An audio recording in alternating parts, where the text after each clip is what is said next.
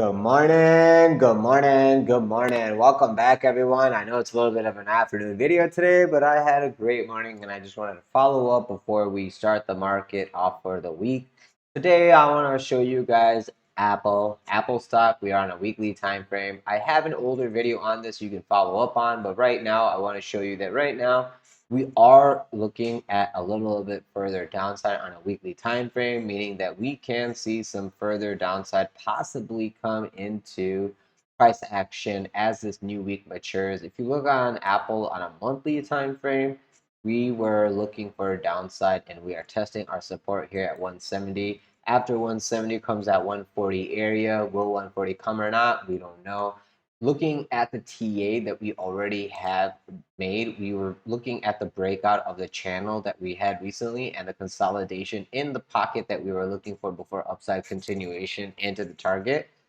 These fibs actually might need update. I'm going to actually delete these. Ignore that. That has nothing to do with us right now. Let's just focus on this. And now let's go to well, on a monthly, we got 18 more days for the monthly close. Downside is possible. Like I said, around the 140 area is where I was looking to scalp long on this if I was going to get it near 141 to 132 at the lowest. Okay, and that's if we get a actual open and close on a weekly time frame underneath 168. Okay, so now let's go to the weekly time frame.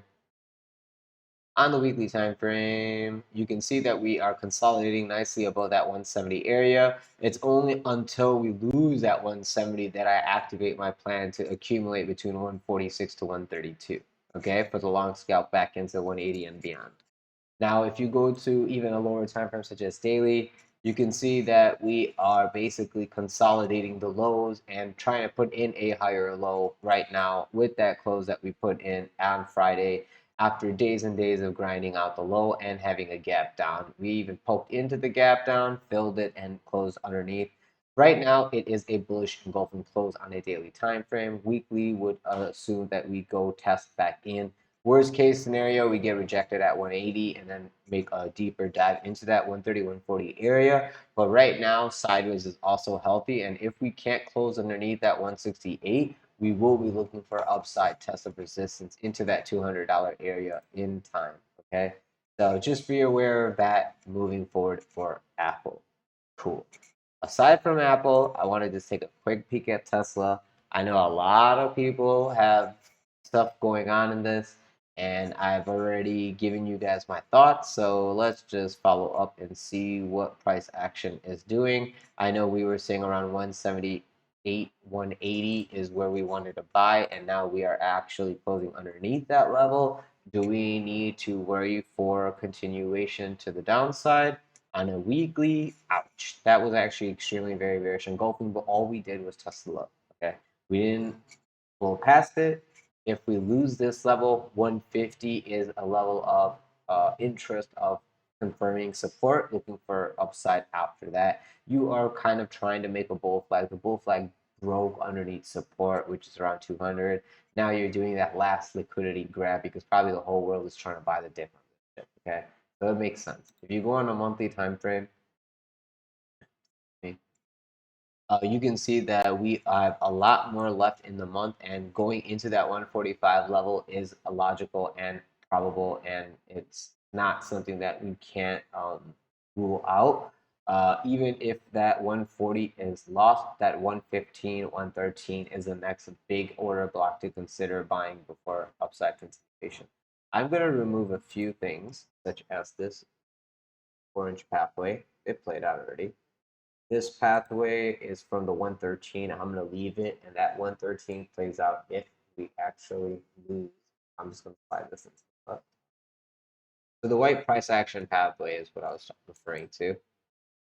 If we get under that 178 with a monthly close, meaning in about 18 days, then it activates us breaking back into the channel of 138 to 115, and then that could be the bottom for upside continuation. The thing I can say about this is if you consider tech inverse to Dixie, like how crypto is inverse to Dixie, I would consider this the bottom long term.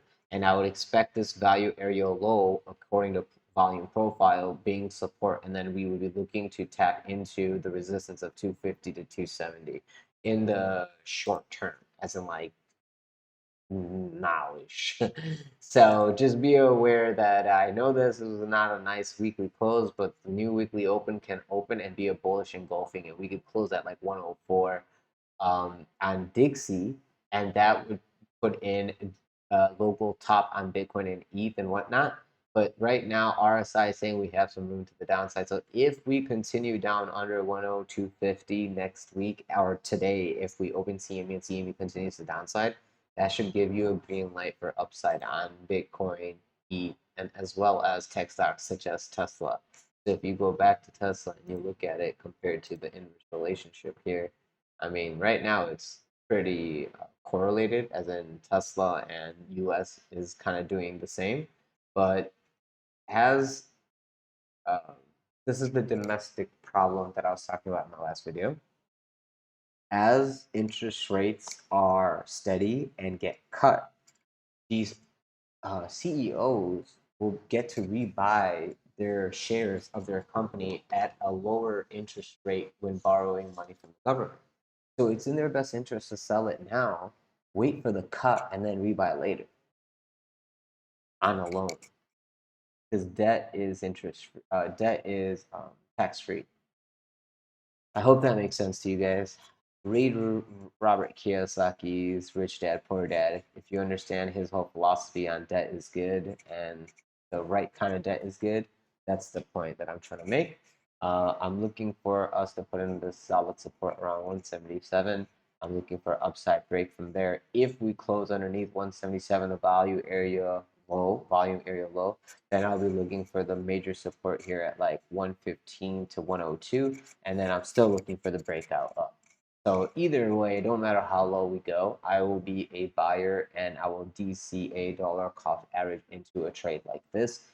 Full disclosure, I have no Tesla shares and I'm not in this trade, and nor do I plan to make this trade because I am a full investor in the crypto market. But I analyze other assets to keep my shit sharp, and if this plays out, then obviously when I do analysis like this on other assets, it's going to play out in the crypto world as well. So it's to my benefit to do this, and it is to your benefit to kind of understand my logic and reasoning. And if it plays out, good for you. You took a trade. I don't care.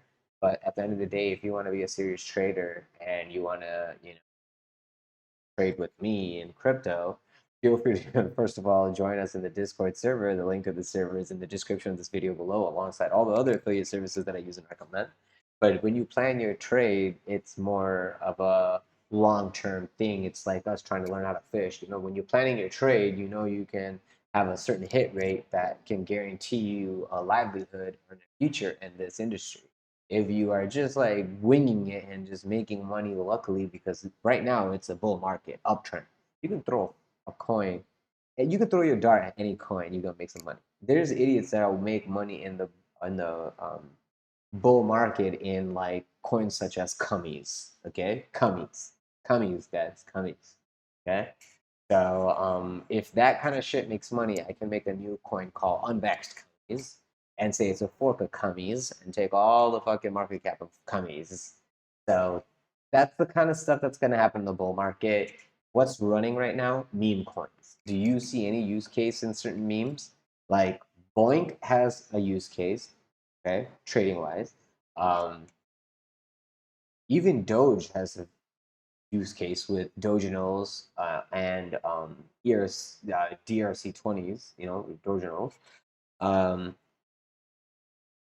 yeah, just invest your money properly. If you are Warren Buffett in the crypto world, do you want to invest your capital into a currency that doesn't produce you a return on investment, such as interest or like some kind of use case deflationary model going like these coins will be burned as transactions processed on this transactional chain?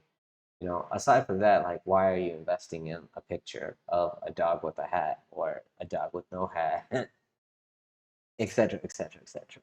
So, take it for what it is. Ride the train when you can.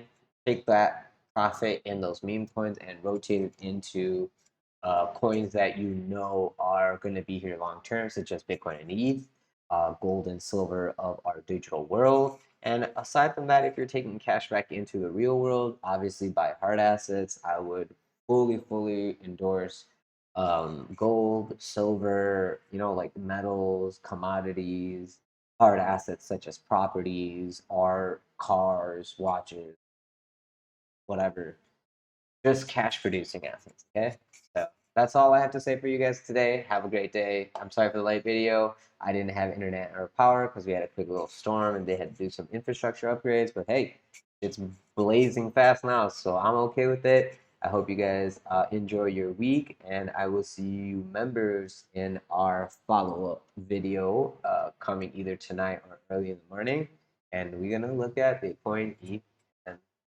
I'm gonna give you guys my thought for the rest of this month, and that's why March Madness, baby. That's why you remember. So talk to you soon, guys. Have a great day.